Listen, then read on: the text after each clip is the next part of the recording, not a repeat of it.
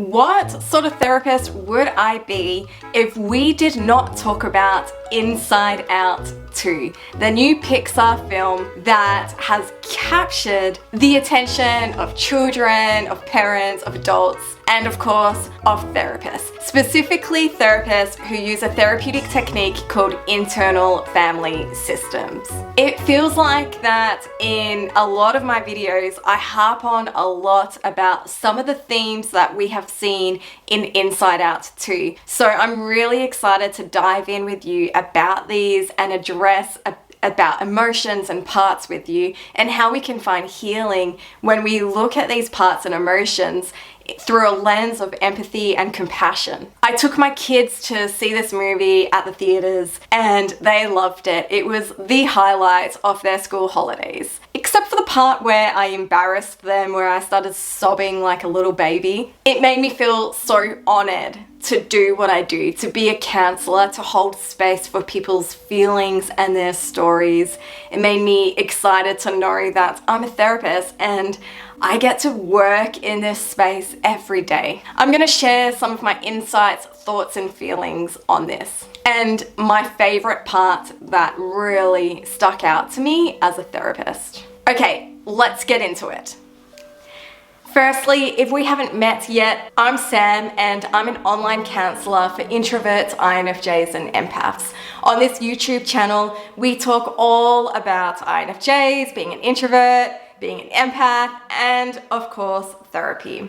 So if that sounds like it's your cup of tea, then please subscribe to my channel. As a therapist who uses internal family systems techniques in my therapy sessions with my clients, this movie really excited me. Yeah. In fact, I know that it excited many IFS therapists, including Frank Anderson, who is the person where I did some of my IFS training with. It's a great film to teach our children about emotional intelligence, and not just our children, but ourselves, because many of us as adults, we haven't learned about our feelings and emotions and how to label them or even how to feel them in our body. It's a great movie to show that all feelings are okay, they are valid, they are not something to be ashamed of, and that we can look at these feelings with compassion and with empathy and love and grace. There is a part to play for all of these feelings and all of these parts that are within ourselves, but we just need to learn how to listen to them, understand them better, and give them the attention that they deserve.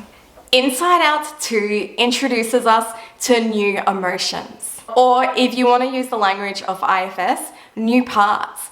These being anxiety, envy, boredom, and embarrassment. These emotions are introduced to us as Riley, the character, begins to go through puberty. I just want to explain a concept about internal family systems and how this relates to therapy with Inside Out 2. So when we're working with a client and we are introduced to different parts, we like to name these different parts, and we could name it such as anxiety, envy, embarrassment, whatever it is. And part of the therapeutic approach is asking the client, how old is this part?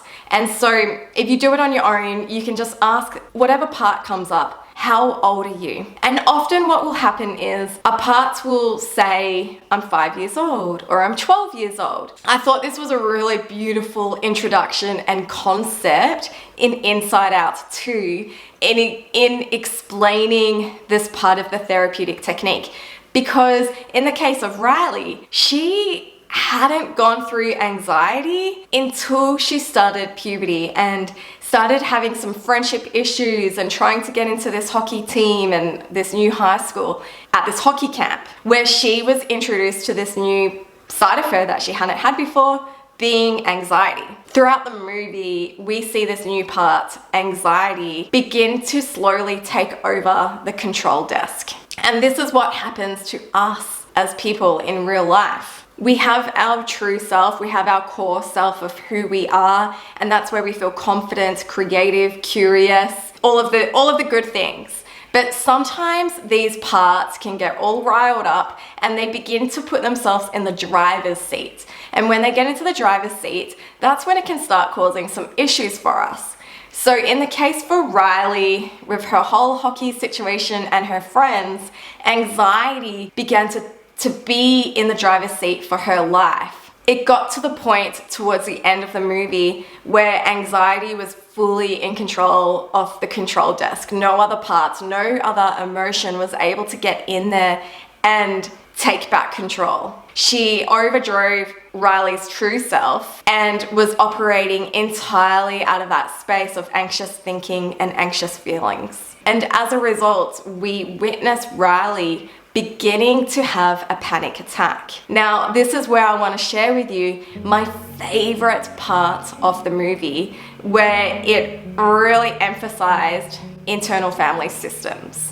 When all of the other parts came in, such as joy and sadness, and they were able to calm down anxiety and take back control of the control desk. I thought it was really beautiful that they did it in a way where they weren't shaming anxiety. There was no shame placed on her. Instead, they met with her with compassion and a sense of calmness. They came in curious as to what were the motivations of anxiety. And this is my favorite part, was when anxiety said, I was only trying to protect her. Now this was so beautiful for me to watch in a cartoon, because this is the sort of thing that comes up day in, day out when using internal family systems in a therapy session. When we meet with these parts, we like to ask these parts, what is your positive intention? What role are you trying to play in this person's life? Because